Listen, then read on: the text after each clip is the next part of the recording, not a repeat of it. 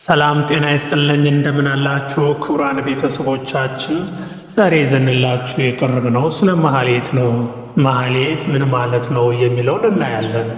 ማህሌት ማለት ምስጋና ማለት ነው። ማህሌት ማለት ቅኔ ማለት ነው። ስለዚህ ዛሬ ስለ ማህሌት እንነጋገራለን። በቤተ ክርስቲያን ውስጥ ማህሌት እንዴት ይፈጸማል? ስርዓቱስ እንዴት ነው? አመጣጡስ እንዴት ነው የሚለውን እናያለን። ክቡራን ቤተሰቦቻችን አሁን ወደ ዝግጅቱ እንቀጥላለን። እናንተ እስከዛው ድረስ ላይክ፣ ሼር፣ ሰብስክራይብ ያድርጉ። ለሌሎች ተመልካቾችም ጉዳዩ እንዲተላለፍ አድርጉልን። ቤተሰቦቻችን እናመሰግናለን። አሁን ወደ ዝግጅታችን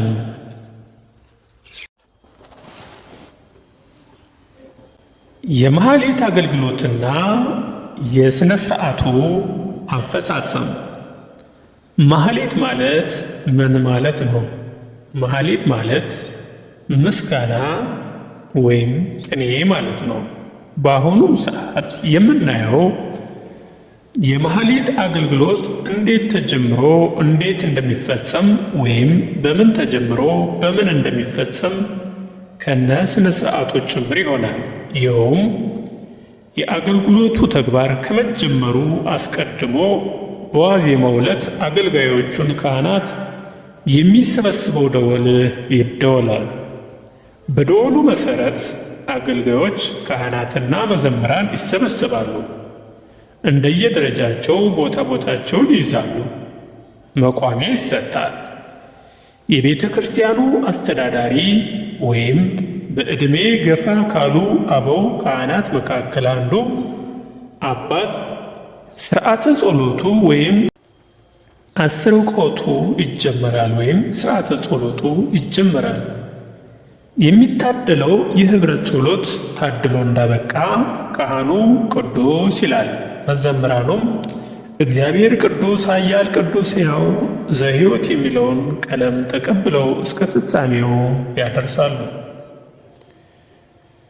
ከዚህ በኋላ የዋዜማው ቀለም ይቀኛል።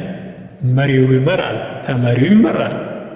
በግራና በቀኝም ንሹ ይነሳል።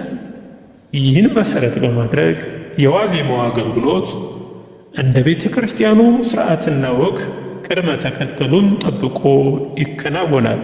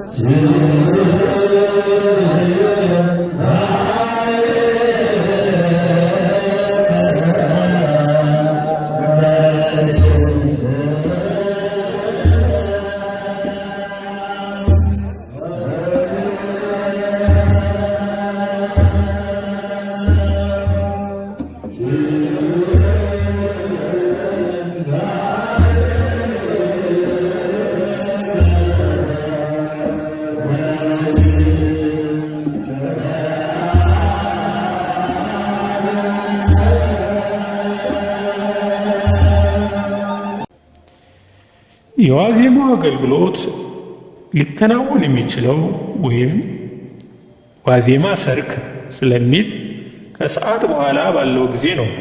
በመሰረቱ ዋዜማ ማለት ከዋናው በዓል በፊት የሚውለው ዕለት ወይም ቀን ነው። ዋዜማ የበዓሉን ታላቅነት የሚያበስር የምስራች ማለትም ነው። ስለዚህ የዋዜማ አገልግሎት በዚህ መልክ ተከናውኖ እንደተፈጸመ ለተወሰነ ጊዜ ካህናቱ እረፍት ያደርጋሉ። ከእረፍቱ በኋላ በየዋዜማው እንደተደረገው ሁሉ ደወል ይደወላል። ካህናቱ ይሰበሰባሉ። መቋሚያው ይሰጣል። የኅብረቱ ጸሎት በአንድ አባት ተጀምሮ ታድሎ እንዳበቃ በመሪው ወገን ሚካኤል ሊቀ መልአክ ሰአል በአንቲ አነ የሚለው መቅደመ ማኅሌት በግራና በቀኝ በመቀባበል ተብሎ እንዳበቃ ስምዓኒ እግዚኦ ጸሎቴ የሚለው የዳዊት መዝሙር በካህኑ ወይም በመሪው ይመራል። ተመሪና አንሺውም አለው። ከዚህም በማያያዝ በግራና በቀኝ በቁም ዜማ በኅብረት በመቀባበል ይባልና ቀጥሎ ከሲኖዶስ መጽሐፍ ወይም ስቡሐ ውዳሴ ዘሰረረ ኩሉ ዓለም በአንቲ ቃል የሚለው ምስጋና በቁም ዜማ ተብሎ እንዳበቃ በጽናጽል ይገባል። በዚህ አኳኋን በቁምና በመርገድ ደረጃ በደረጃ ይባላል። ይህ አሁን የሚደረገው ነው። ጥንት ግን እንደዚህ ሳይሆን ማኅሌት ሲጀመር በኦሪት ዘፍጥረት የመጀመሪያውን ምዕራፍ በቅድሚያ ገብረ እግዚአብሔርን እስከ ፍጻሜው ማንበብ፣ ከዚያም ቀጥሎ ከዳዊት መዝሙር ስምዓኒ እግዚኦ ጸሎቴን ሀሌታውን በሶስት መስመር እያስገቡ በውስጡም በአንተ እግዚኦ እቅድምከ ሳረርታ ለምድር ወግብር አዲዊከ ከመሃሌቱ ሰማያቴ የሚል ቃል ስላለበት ጨረሳል። ምክንያቱም የሥነ ፍጥረት ነገር አለበትና ነው። የጥንቱ አባባል ይህ ነበር። እንግዲህ የአሁኑ አባባል ደግሞ ይህን በመተው ቀደም ሲል እንደተገለጸው ለዚህ መርገፍ የሆነውን ከሲኖዶስ አምጥቶ ስብሐ ውዳሴ ዘሳረረ ኩሉ ዓለም በአሐቲ ቃል የሚለውን እስከ መጨረሻውና ስምዓኒንም እምዑለተ እፄዮ አከ ድረስ ብሎ ሃሌሉያ ዘውቱ ብሂልን ያስገባል ወይም ይላል። ይህ ልማድ ሆኖ ይባላል እንጂ የመጨረሻው ግን ወዘርኦሙኒ ለዓለም ይጸንዓ እስኪል ድረስ ነበር የሚዜመው። ነገር ግን በአሁኑ ጊዜ ዜማው ጠፍቶ ቀርቷል በማለት አንዳንድ የቤተ ክርስቲያን ሊቃውንት ይናገራሉ። በዚህ በኩል ስለተሰጠው አስተያየት ብዙ ለመራራቅና ሌላም የጽሑፍ ማስረጃ ለማግኘት ቢሞከርም ሙከራው ያልተሳካ በመሆኑ አሁን ወዳለንበት መመለስ ግድ ሆኗል። ስለዚህ በጥንቱም ሆነ በአሁኑ አባባል ላይ የተገለጡትን መርገፎች ከተባሉ በኋላ በዓሉን የሚያመለክተው የዕለቱን ቀለም ቅድመ ተከተሉን እየጠበቀ የሚያጸነጽነው ያጸናጽላል፣ የሚመረገደውም ይመረገዳል። እንዲህ እያለ እድገቱን በማፋጠን ወደፊት ይጓዝና በቀለሙ መካከል አልፎ የድምፃውያን መዘምራን ጣዕመ ዜማው ወይም ለዘቡ በየአረፍተ ማዕከሉ ላይ እየገባ እጽሕሶና ሽብሸባው በየተራ ይቀርባል። የበረከቱ ተካፋዮች የሆኑ ምዕመናንም ደስታቸውን በእልልታ በጭብጨባ ይገልጣሉ። ከጣዕመ ዝማሬውና ከማኅሌቱ ድምቀት የተነሳ ካህናቱም ሆኑ ምዕመናን ድካም ሥጋና ድካመ ሕሊና ሳይሰማቸው የቀኑ ትኩሳት የሌሊቱ ርዝመት ሳይታወቃቸው በጽርሐ አርያም ያሉ መላእክታንን መስለው መላ ሕይወታቸውን የተቀደሰ መሥዋዕት አድርገው ለአምላካቸው ያቀርባሉ። በመሰረቱ የማህሌት አገልግሎት የሚከናወነው አብዛኛውን ጊዜ ከከበሮ ከጸናጽልና ከማቋሚያ ጋር ነው። እነዚህ መሳሪያዎች በአንድነት የሚገኙበት አገልግሎት ማህሌት ይባላል። ያለ ከበሮና ያለ ጸናጽል በመቋሚያ ብቻ የሚከናወነው አገልግሎት ደግሞ የስብዓተ ነግህ የጾመ ድጓ ቁመት ይባላል። ይህ ማለት በየምዕራፉ ውስጥ የሚገባውን ድጓ ከምዕራፉ መጀመሪያ ወይም መጨረሻ ጋር በማያያዝ በመቋሚያ ዝማሜ ብቻ የሚፈጸም አገልግሎት ማለት ነው። ስለዚህ ማህሌት ሲጀመር ስቡሕ በውዳሴ ተብሎ እንደተጀመረ ሲፈጸምም ተሳህልከ እግዚኦ ምድሪከ ተብሎ በሰላም ይደመደማል። ከዚህ ላይ ለመግለጥ የሚያስፈልግ አንድ ጉዳይ አለ። እሱም በጸሎቱና በማህሌቱ መጨረሻ ላይ ተሳህለከ ስለሚባልበት ምክንያት ነው። ስለዚህ ጉዳይ ሊቃውንት ሲናገሩ የተሳህልከ መስመሩ 27 ነው። 24ቱ መስመር የአመስጋኞቹ የ24ቱ ካህናተ ሰማይ ምሳሌ ሲሆን ሦስቱ መስመሮች ደግሞ የተመስጋኙ የሥላሴ ምሳሌዎች ናቸው በማለት ሊቃውንት ምስጢሩን አመስጥረው ምሳሌውን መስለው ስለሚያስተምሩ ምስጢሩም ሆነ ምሳሌው የአእምሮ ተቀባይነት ሊያገኝ የሚችል በመሆኑ ሁሉም ሊገነዘበው ይገባል። እንግዲህ በአጠቃላይ የማህሌት አገልግሎት እና የአፈጻጸሙ ይዘት ይህንን ሲመስል፣ በሌላ በኩል ደግሞ አንድ ሊገለጥ የሚያስፈልገው አብይ ጉዳይ አለ። እሱም አንዳንድ ጊዜ በሥነ ሥርዓቱ ላይ የማይፈለጉ የሥነ ምግባር ጉድለቶች ሲፈጸሙ ማየቱ ነው። ይኸው እኔ በልጥ የሚሉት ታይታዎችና እንዲሁም ሲል ሮጦ ሂዶ ከሰው ፊት ላይ ጸናጽል ያለ አግባብ ማንኳኳት፣ ከፍ አድርጎ ማሳየት፣ ከመጠን በላይ ጠጥቶና ሰክሮ መግባትና ተገቢ ያልሆነ ዳንኪራ መምታት የመሳሰሉት ናቸው። እንግዲህ በእኛ ቤተ ክርስቲያን ቀሳውስቱም ካህናቱም ዝክርና የተለያየ ጉዳይ ስላለ ደሞዛቸውም እሱ ስለሆነ በአብዛኛው ጊዜ ዝክር ይዘክርና ይጠጣሉ። ይህን ጠጥተው ከሰዓት በኋላ ስለሆነ ማህሌት በአብዛኛው ጊዜ ጠጥተው ይገቡና አላስፈላጊ ጉዳይ አላስፈላጊ ነገር ይፈጸማል ማለት ነው። ስለዚህ ይሄ በተወሰነ ሁኔታ ሊስተካከል የሚገባው ጉዳይ ነው ስንል መናገር እንወዳለን። ታዲያ በነጭ ልብስ ላይ ጭቃ ሲያርፍበት ለባሹን ደስ እንደማያሰኝና ተመልካቹንም ለዓይን ሊስብ እንደማይችል ሁሉ የማህሌቱም ጣዕመ ዝማሬ ከነመሳሪያው ተመልካች እንዳያጣና አገልጋዮችም እንዳያስነውር ይህ አይነቱ ብልሹ የሆነ ስነ ምግባር ጉድለት እያደገ ከሚሄዱና እንደ ጀብዱ ወይም እንደ ሙያ ተቆጥሮ ተከታይ እንዳያገኝ በእንጭጩ እንዲቀጭ ማድረጉን ኃላፊነት የቤተ ክርስቲያኒቱ አብይ ሥራ ሊሆን ይገባል እንላለን። እንግዲህ ማህሌት በዚህ መልኩ የሚፈጸም ነው።